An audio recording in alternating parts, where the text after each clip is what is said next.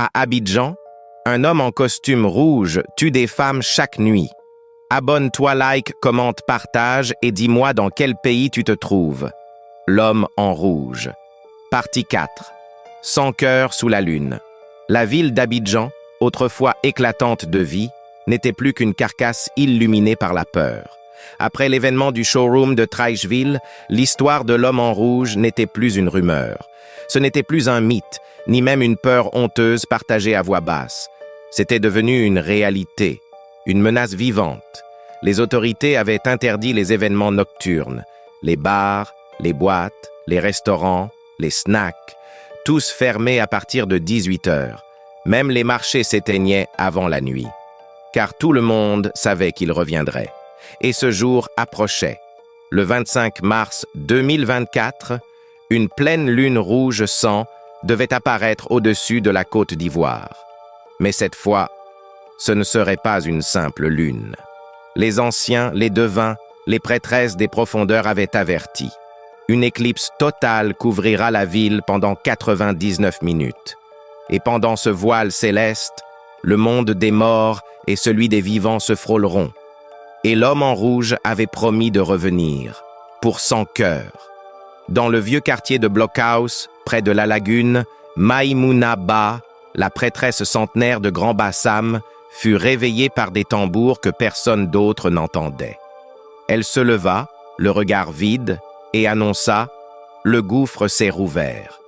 Il ne reste qu'une nuit pour refermer la plaie, et cette nuit réclamera du sang. » Elle réunit 3 autres anciens, Tanti Yeda, sorcière Ashanti, gardienne des ossements de Yamoussoukro, Kofi Apoué, maître vaudou originaire d'Aboisseau, aveugle depuis qu'il avait vu le vrai visage de la mort, Ziake Dawa, le prêtre Krou revenu du coma, porteur du second talisman.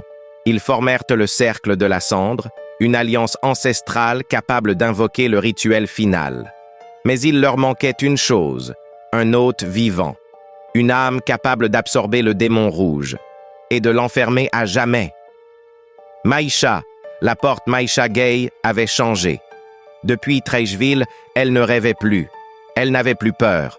Elle entendait des voix, des murmures, des pleurs étouffés dans ses veines. Sa sœur jumelle, Mariam, l'appelait à travers les miroirs, la suppliait de finir ce qui avait commencé. Le cercle la choisit. Elle accepta. Pas pour être une héroïne, pas pour les caméras, mais parce qu'elle savait que si elle n'y allait pas, personne d'autre n'y survivrait. La nuit écarlate, 25 mars 2024. À 23h01, la lune fut engloutie par l'ombre. Le ciel vira au noir. Aucun bruit, aucun cri, pas même un chien pour hurler. Abidjan s'éteignit, et il apparut. Pas dans un snack, ni dans une boîte, ni dans un showroom.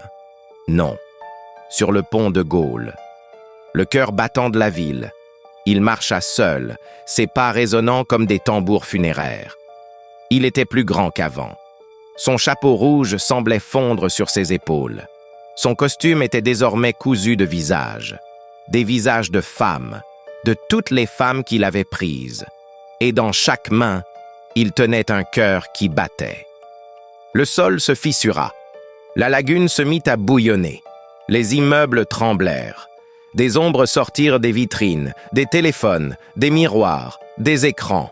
Les morts, les captives, les oubliés. Et elles chantaient. Un chant d'outre-tombe, un chœur d'agonie. Il est l'échange, il est le prix, il est la dette, il est la fin. Les membres du cercle de la cendre se tinrent en cercle autour de Maïcha. Elle était nue, couverte de symboles tracés avec du sang de jumeaux, et portait autour du cou les 2 talismans réunis. Ils récitèrent la formule. Mais l'homme en rouge arriva plus vite. Le démon se figea devant Maïcha. Il parle d'une voix multiple, dent sur dent, cœur dans cœur. Tu es la sœur du refus, tu es la goutte de lumière dans l'abîme, mais tu n'es pas assez vide, donne-toi à moi, et je te rendrai Mariam, vivante, belle, pure. Maïcha le regarda dans les yeux, 2 orbites vides d'où sortaient des visages minuscules, hurlant. Elle répondit calmement, « Tu ne veux pas, Mariam. Tu veux que je souffre, tu veux qu'on t'adore, mais je vais t'enfermer dans mon propre cœur. Je vais devenir ton prisonnier. Tu veux 100 cœurs? Je t'en donne un, le mien, et tu y mourras à jamais. » Elle embrassa les 2 talismans et se poignarda. Le sang jaillit, mais au lieu de tomber au sol, il flotta. Il se mua en corde rouge, en chaîne vivante. Elles s'enroulèrent autour de l'homme en rouge, l'attachant, le déchirant, l'avalant. Il hurla, un cri qui brisa les vitres d'Abidjan, fit saigner les enfants, réveilla les morts. Et puis, il disparut. Le lendemain, Abidjan muette. Il était 0040 quand la lune réapparut.